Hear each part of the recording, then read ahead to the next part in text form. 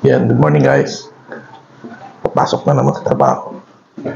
Oh, nakalimutan ko yung wallet ko. So, yun. Buti na lang. Buti na lang naalala ko.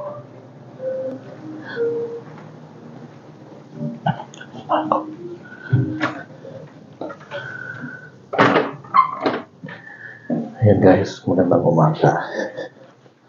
Malawag na ako.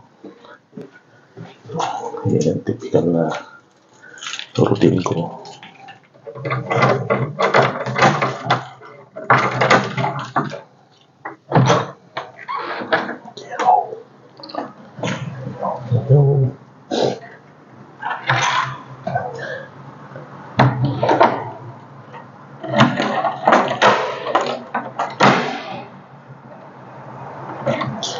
Double up. Ayun mga manoy, good morning sa inyo ka boss. Pababa na. Actually ang harong ko walang elevator, so yun yan, exercise na din kahit papaano, pero ang segundong exercise. Ayan, pang 7th day of Ramadan. So, balik trabaho na naman. Bagong ligo si Buboy kahapon. So, yung check na tagarulo po sa likod Yoo, pogi. Bagong ligo yan kahapon. So, we'll see. Yun, good morning. Good morning, good morning.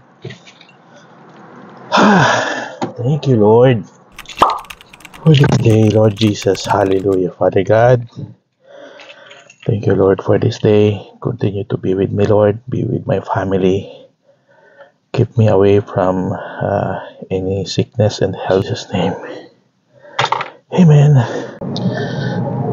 Oy, mga manoy. Ayan, Marina Aldaw po sa inyo ka boss. Marina Aldaw digdi. Ang oras ta 27 minutos na po makalipas ng alas 8 kiaga. So, ayan, back to work. It's Sunday. So, 7th day of Ramadan. Kaya kung mailing manindo ang mga dalan, wala masyadong sasakyan syempre fasting pa sindangon yan.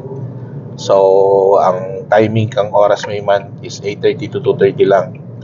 So, sa mga advantage ini kang Ramadan, yung timing sa work, unlike before na split time po kami sa trabaho. For example, 8 to 1 and then 4 to 8. Iyan ang regular timing ko sa trabaho.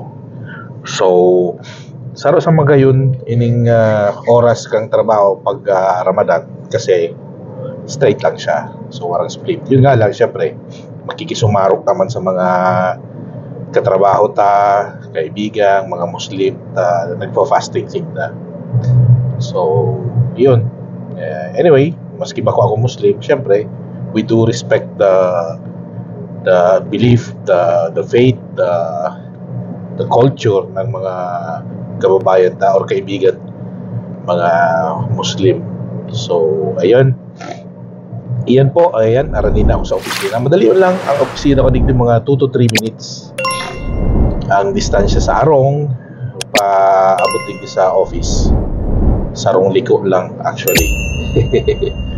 So, yun po ini ang routine ko bilang sarong OFW digdi.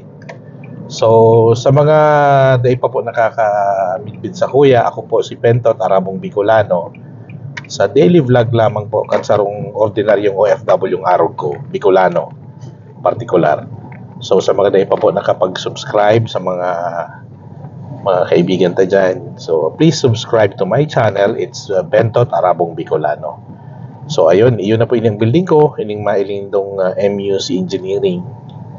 Ayan, hindi po sa right side ko. Ayan, so ma-park lang kita, manapit ang parking. Medyo mainit-init ng panahon, dipisil magparabalad sa saldang. So ayun mga manoy, aniyo na ako sa baba kang building. So, salamat po sa Indo. At sana makahanap kitang marin na parkingan. So, yan po. Diyos mabalo sa Indo ka, boss.